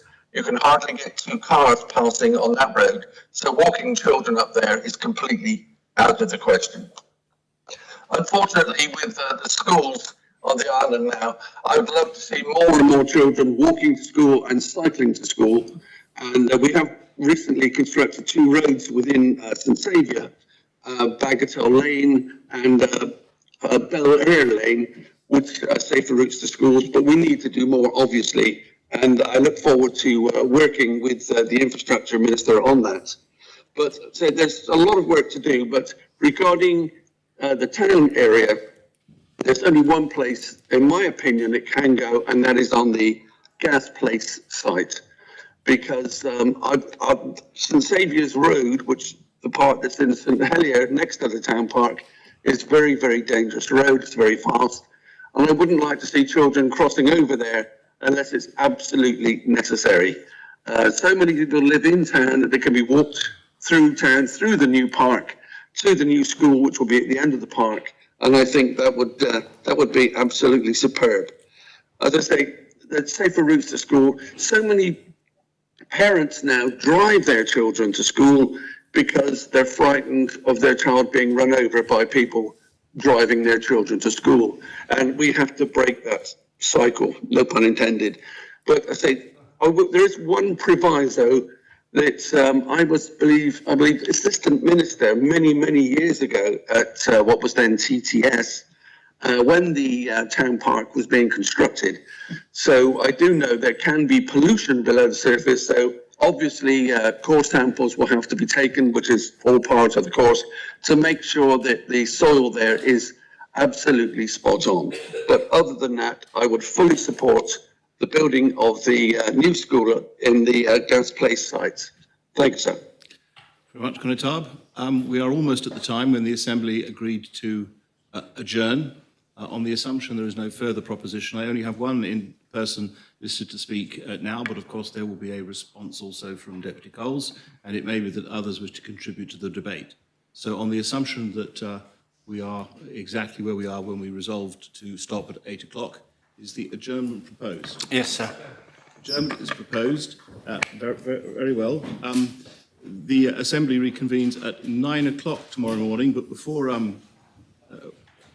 we go, because we've agreed to reconvene at 9 o'clock, may I mention that although I will be available at the start of the sitting tomorrow, and should we go into the evening, I will preside in the evening. There will be other parts of the day where I'm simply not able to be here. If we reach the end, as it is possible that the Assembly will, it follows that it might be the case I will be present for Christmas greetings. And if that's the case, I would like members to know that that is not by choice. It is by force majeure. I would have wished to be here for Christmas greetings, and I'm sure you will read into whatever is said as being said on my behalf. Well, fortunately, Deputy, it's all recorded and I can watch it at my leisure. Yes. Very well. Hopefully I will be there, but I might not be. The Assembly is adjourned.